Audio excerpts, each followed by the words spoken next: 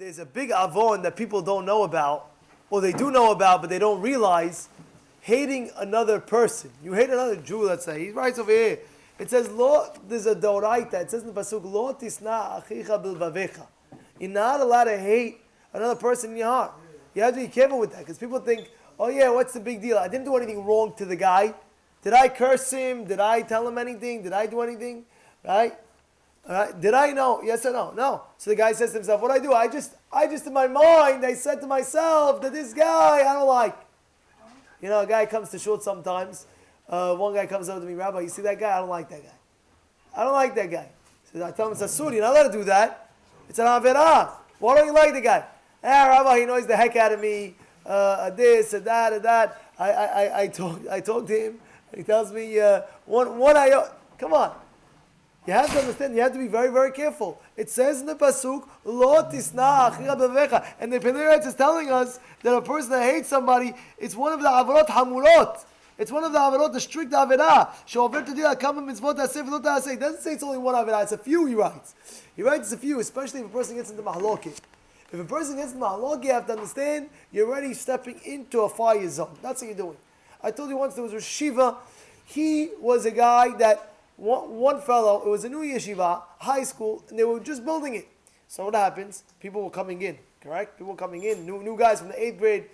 So there was one guy in the yeshiva, an administrator, and he saw that this guy was a very top guy.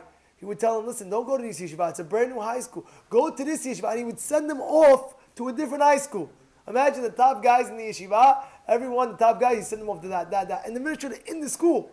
So yeshiva, 2 years later, he called the guy in. 3 years later, he calls the guy in. He says, here you go, here's the keys. Keys, what are these keys for? He says, these are the keys for my yeshiva. I'm not running it, you're running it. He said, what do you mean? You're the Rosh Yeshiva, I'm not the Rosh Yeshiva. He said, but because I know that if I continue like this, there might be mahloket. There might be an argument. And Hashem doesn't like mahloket. Hashem doesn't like argument. Therefore, I'm willing to give you the keys, run the yeshiva, I'm out. He says, why? Because if I feel that you're taking all the boys, the best boys, and you're sending it out, I feel eventually one day I'm going to come approach you and scream at you and do something towards you. I don't want to ruin for that. You hear what's going on over here? There's a story in the Gemara, how Hillel and Shammai, you know Hillel, Bet Shammai, Bet Hillel. So what happened was, there was a guy, what happens? He wanted to ask him crazy questions, you know. Why do Chinese have their eyes like this? Why do Africans have big feet? Each question was asking. So one time, he would ask him questions. They sent the guy, even like, he would always knock on the door. Imagine Hillel's upstairs, he's taking a shower Friday afternoon, he gets a knock. Oh, what is it?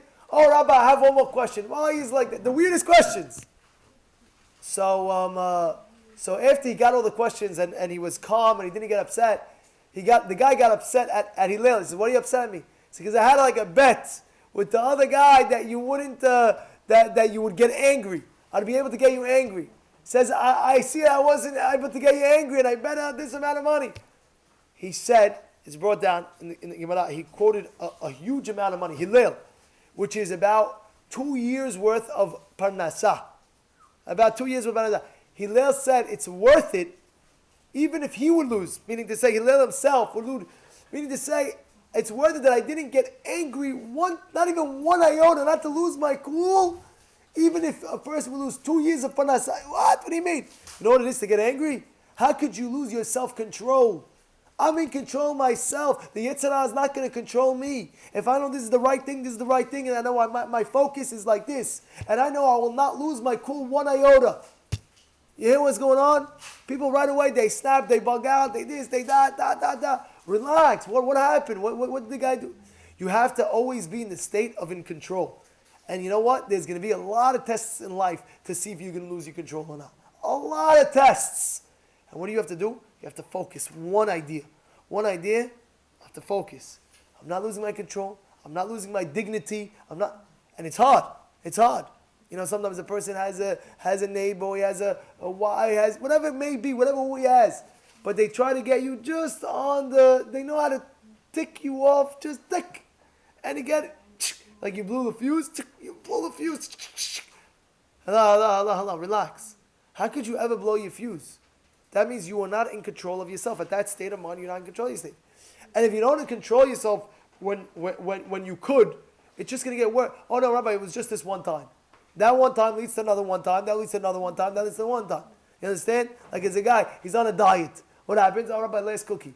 What happens? He eats the cookie, he's in the mood for another cookie. But Rabbi, I thought it was the last cookie. Yeah, it was the last cookie, but I had one more cookie after that. And then before you know it, 2 days later, 3 days later, I see you having a donut. I said, what happened? I told you on a diet, 3 days. Yeah, Rabbi, one cookie led me to a whole donut. And you understand what's going on over here? You give in to the Yetzirah just a little bit. He wants just a little bit. Open up a little bit, and he wants to grab your whole.